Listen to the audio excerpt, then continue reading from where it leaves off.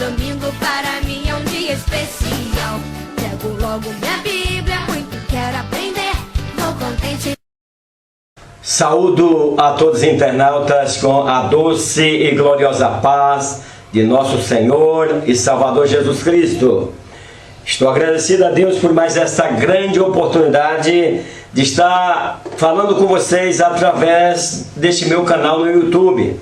Gostaria que, antes de tudo, se você ainda não é inscrito no meu canal, se inscrevesse, que você curtisse e que você compartilhasse aí as nossas lições, pois hoje nós vamos estudar uma lição muito importante. Esse trimestre é muito importante, como eu tenho falado, para as pessoas que querem conseguir uma vaga no mercado de trabalho, pois nós vamos falando de um assunto tão importante: transformando as adversidades em cenários de milagres e vitória. Isso é o que? Isso é vencer na crise, isso é dar a volta por cima. A lição de hoje é a lição de número 8. Confiar no Senhor em todo o tempo. O texto áureo vai dizer o seguinte: Deus é o nosso refúgio e fortaleza, socorro bem presente na angústia. A verdade que vamos aplicar nessa lição: a maior coragem se revela na crise, quando colocamos a nossa fé focada em Deus. A introdução diz o seguinte: Ezequias foi um notável rei de Judá, pois priorizou fazer o que era reto diante do Senhor. Restaurar o serviço no templo, se esforçou para levar o povo a se converter ao Senhor e confiou em Deus mesmo diante de perigos e ameaças. Noemibias, glória a Deus, lição maravilhosa. Nossa missionária de Nova Canaã do Norte, Mato Grosso, grande abraço. Miguel Arcanjo, de Goiânia, Goiás. Excelente aula, muito obrigado. Deus continue abençoando sua vida sempre. Meu amigo João Batista, ele diz: Deus abençoe seu ministério. Lidomar Silva, ele diz: muito forte. Pastor Nelson Picâncio, Itaucara, Rio de Janeiro, ministério de Madureira, ele diz: a paz do Senhor, presbítero Ademar. Deus continue abençoando seu ministério pelas suas aulas e pelas orientação que tem nos dado. Grande abraço, pastor Nelson. Lidomar Silva, né? Ele é de Goianésia, Pará. Grande abraço aí, Lidomar, aí em Goianésia, estado do Pará. Vini Galiano, ele diz: um abraço, Deus abençoe a todos vocês. O objetivo da primeira parte da lição: destacar a importância de restaurar um altar. Então, nesse primeiro ponto, nós vamos estar falando sobre a importância de estarmos com o altar restaurado. Um jovem rei para Judá. O rei Ezequias foi o 13º rei de Judá e reinou por 29 anos.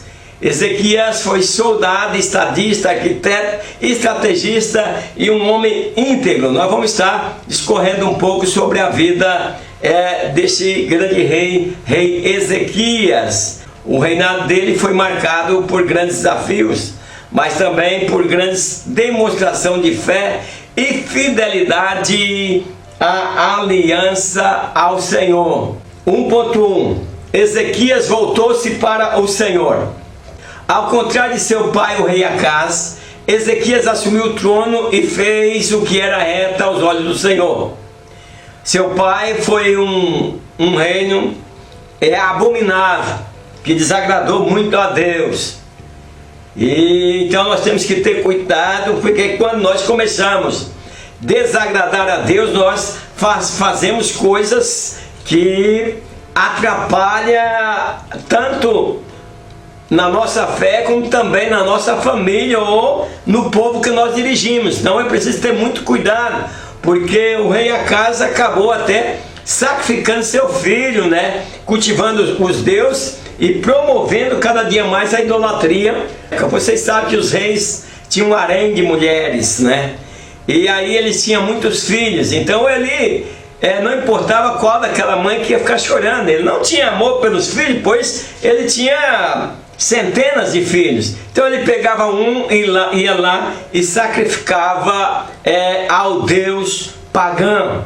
Então aí Ezequias ele entra no lugar do seu pai e começa a buscar a santificação e reconhecer a soberania de Deus, né? Reparando o templo. Nós precisamos a cada dia estar reconhecendo que Deus é sobre tudo e que nós precisamos estar reparando a nossa vida para ver de que forma nós estamos servindo a Deus, porque infelizes são aqueles que recebem tanto elogio. É o que nós vivemos nas nossas igrejas. É comum ver as pessoas puxando o saco de pastores, porque amar o pastor é uma coisa, puxar o saco é outra. Pessoas que vêm pregar para poder a porta ficar aberta, fazendo altos elogios ao pastor local, a pessoas, e isso tem que ter muito cuidado, porque infelizes são aqueles que tanto são elogiados por homens, e aí ele não vê que ali é uma brecha perfeita para o mal entrar e se instalar e trazer a maldição. Então, meus queridos, é bom receber elogio, mas todo cuidado é pouco, porque a soberba alimenta um excesso de confiança em si mesmo, né? E aí a pessoa é capaz de se considerar imbatível e invencível. Nós temos esse grande risco nas nossas igrejas. Então é por isso que eu peço aos queridos professores, queridos alunos, diga para a sua classe a importância de saber receber elogio. Não é que não deve ser elogiado, o elogio faz bem, mas toda a glória que seja dada a Deus, né? Porque dele vem tudo aquilo que nós temos e adquirimos. Então, assim como Ezequias, né?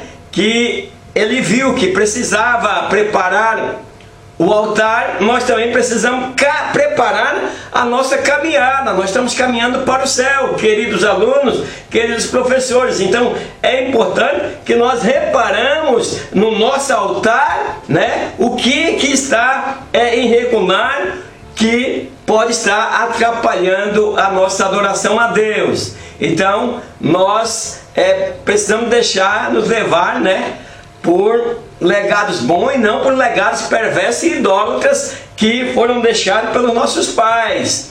Tem muitos crentes supersticiosos que vivem na superstição, aquilo que aprenderam dos seus antepassados. 1.2, era preciso reparar o templo. Ele, no ano primeiro do seu reinado, no mês primeiro, abriu as portas da casa do Senhor e as reparou. Ele entrou, Ezequias recebeu o reinado de seu pai, e seu pai fez tanta idolatria. A idolatria está lá dentro do templo, da casa de Deus. Tem que ter muito cuidado.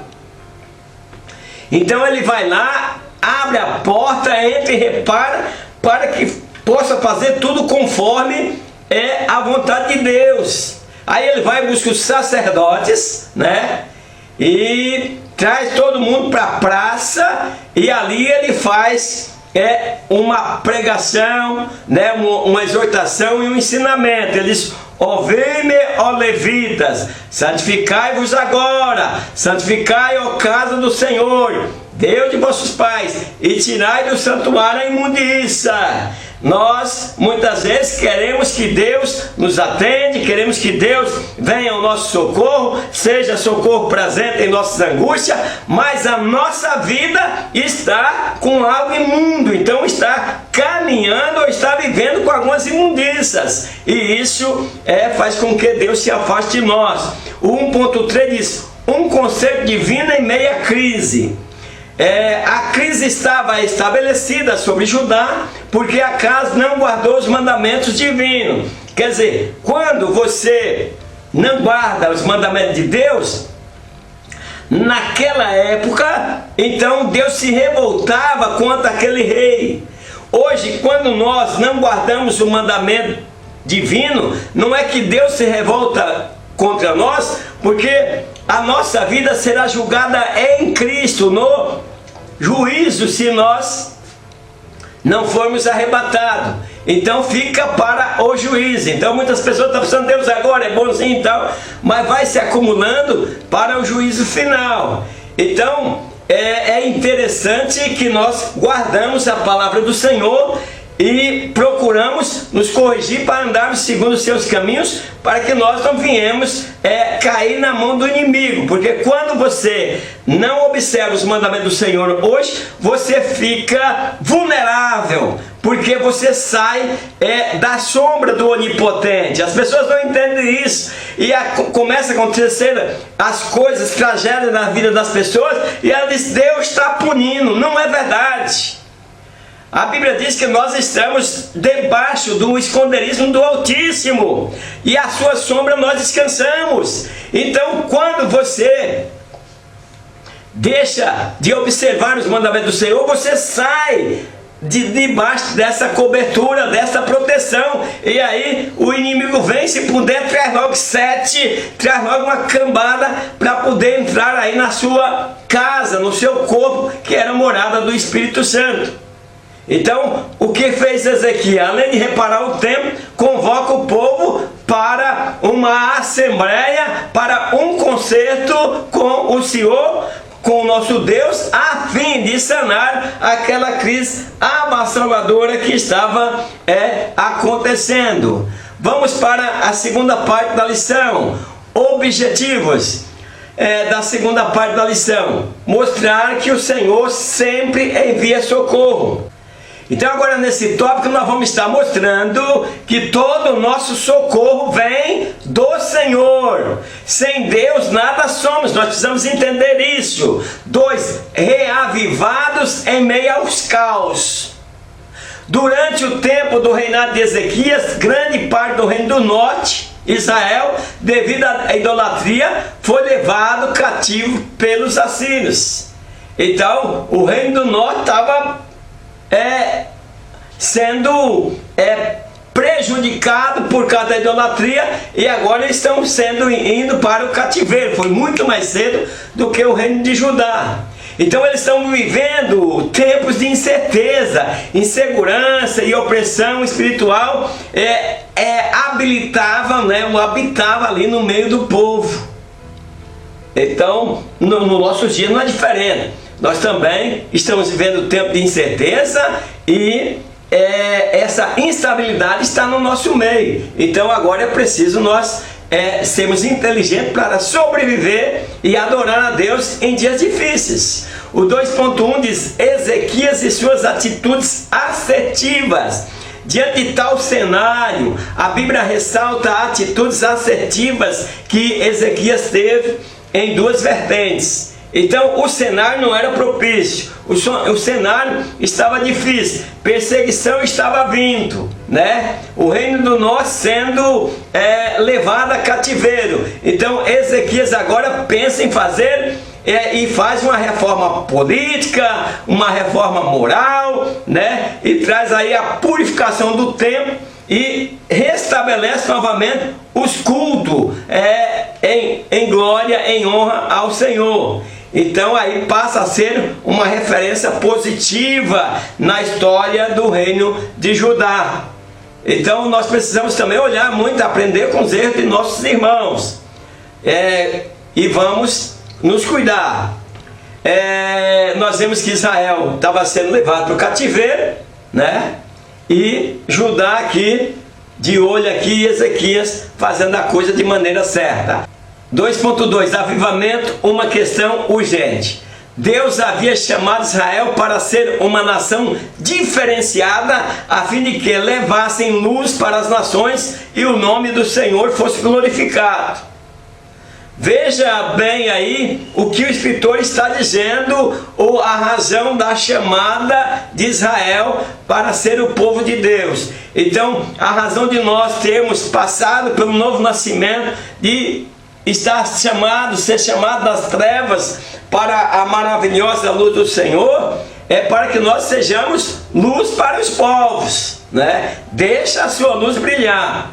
porque o povo do Senhor havia naquela época se contaminado com práticas pagãs e afastando-se totalmente do Senhor. E aí quando está vivendo esse afastamento, esse distanciamento, o que se encontra é tristeza, maldição e morte. E aí as doenças aproveitam para se manifestar no corpo do ser humano. Então nós precisamos atentar, porque as crises elas geram oportunidade de crescimento espiritual e maturidade cristã.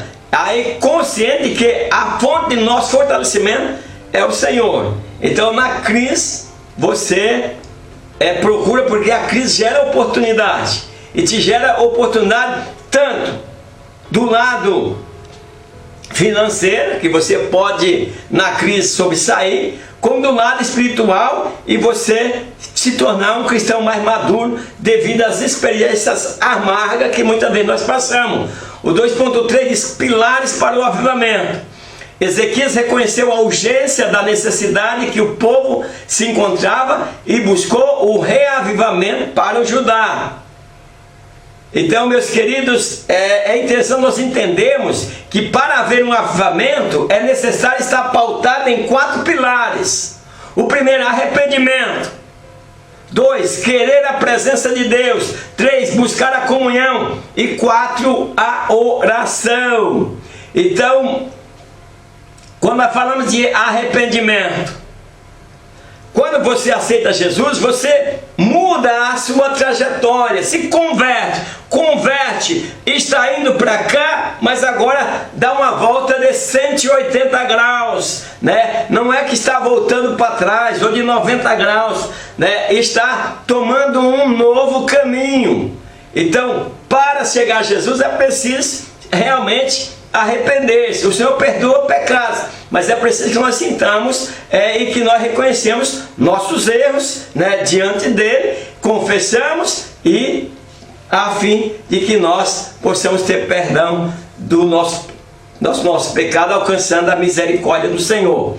O 2 é querer a presença de Deus. Isso é importante que nós possamos querer, pois nós precisamos de chegarmos a Deus, pois Ele é a nossa salvação, é Ele que nos traz paz, é Ele que nos renova, é Ele que nos dá segurança, é Ele que nos restaura. Nós precisamos, como cristão, entendermos isso. Outra coisa é buscar a comunhão. Comunhão com Deus, comunhão com nossos irmãos, porque se nós não tivermos comunhão com nossos irmãos, nós não conseguimos ter comunhão com Deus. Então, nós precisamos estar em comunhão, porque isso é vital, é de grande importância para todo cristão, tanto em tempos bons como em tempos ruins. E por último, não lembrar de orar. Oração, em tempo de adversidade, o mais importante é buscar a face do Senhor, pois isso é preciso. Vamos para a terceira parte da lição. Explicar que o inimigo sempre se levanta para cair. Então, quando você está firmado nesses pilares que eu acabei de informar agora, arrependimento, né, oração, comunhão, então o inimigo se levanta, mas vai cair. Não tem jeito, vai cair. 3, um socorro bem presente. Quando tudo parecia estar bem, aparece aí Senaqueribe na cena, rei da Assíria, invade a Judá com seu impetuoso exército, acampando-se contra a cidade forte, pois intentava separá-las para si. Lá vem aí o inimigo querendo arrancar Judá, querendo exterminar com o reino de Judá. E ele entra com um exército poderoso. Senaqueribe, ele foi um rei do Império Assírio entre 705 e 681, quando Ezequias estava governando Judá. E esse Senaqueribe era um rei terrível, perigoso, né? E que tinha um grande exército. Mas Deus está presente, Deus é maior. O 3.1 diz: afrontas, uma arma diabólica. Então o crente não deve afrontar ninguém, não deve ameaçar. Diante da invasão, Ezequias fortificou os muros, garantiu o abastecimento de água da cidade e motivou o povo para que não temesse a Senaqueribe, pois Deus estaria com eles naquela batalha. O povo ficará assustado, meus queridos. Era um rei de fama, né, que tinha derrotado muitos inimigos e agora se torna inimigo de Judá e quer vir guerrear contra aquele pequeno povo, sendo que o exército de Senaqueribe era um exército muito grande. Então não importa o tamanho da luta, ou o tamanho do gigante que vai levantar contra você. Se Deus está presente, tudo vai dar certo. Então o rei da Síria enviou seu servo a Jerusalém com mensagens de afrontas ao rei Ezequias e ao povo de Judá. Quer dizer, ele começou a intimidar, quase na mesma forma lá daquele Golias que intimidava o povo de Israel.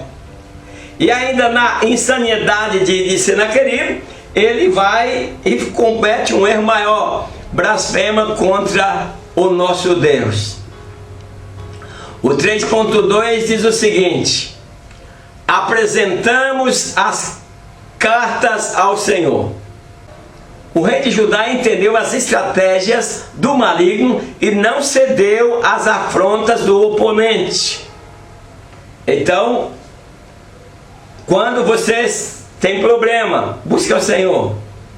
Busque ao Senhor e se prepare para a guerra. Ezequias se preparou para a guerra. Ezequias, o que ele fez? Vamos apresentar essa causa ao Senhor, porque essa causa é muito difícil. E aí colocou o povo em oração, né? E pediu para que o povo não ficasse com medo diante das afrontas e ameaças de Senaqueribe. Então, o que ele fez do Senaqueribe? Ele utilizou afrontas como a arma para desestabilizar o povo de Judá. Você sabe que quando você começa a pressionar, pressão sobre uma pessoa, principalmente, você vê na área política que eles conseguem desestabilizar o outro, levando pressão, aterrorizando e fazendo ameaças. Então, mas Ezequias não caiu na cilada e buscou auxílio no Deus Todo-Poderoso. Você pode ver que no nosso Brasil, a coisa mais difícil é você ver um empresário ser um candidato a governo ou qualquer uma coisa, a qualquer cargo político, se ele não for do lado do governo, porque corre o risco, se ele tem uma empresa, do governo mandar vasculhar a empresa e quebrar. Mesmo se aquela empresa estiver certa, o poder político tem poder para quebrar, fazer um levantamento e quebrar aquela empresa. Então esse o problema, que nós não vemos muitos empresários se destacar aí nesse nosso Brasil. Mas é importante que nós se preparamos para essas afrontas. Então a afronta, a pressão emocional foi muito intensa para o povo de Judá. Era um reinado muito poderoso. Então quando ela é intensa, ela é totalmente nociva à saúde do indivíduo. Porque os especialistas, eles dizem que o estresse causa problemas do coração, depressão, ansiedade, cefaleia, problemas com sono, entre outros demais. Então são muitos problemas que vêm aí decorrendo do medo, decorrendo daquele problema que nós estamos passando. 3:3, da humilhação à exaltação. Diante das afrontas do maligno, precisamos ter a postura de Ezequias, clamar pelo socorro divino. Então não é ceder à afronta, pois como cristão devemos cultivar o fruto do Espírito. E muitas vezes, se você cede à afronta, os frutos do Espírito ele desaparece em nossas vidas. Então, meus queridos, não guardar a justiça é um risco tremendo. Nós precisamos guardar e aguardar a justiça que virá do nosso Senhor. Quer dizer, o nosso socorro vem de Deus. Então aí Deus ouve a oração de Ezequias exaltou Ezequias, né?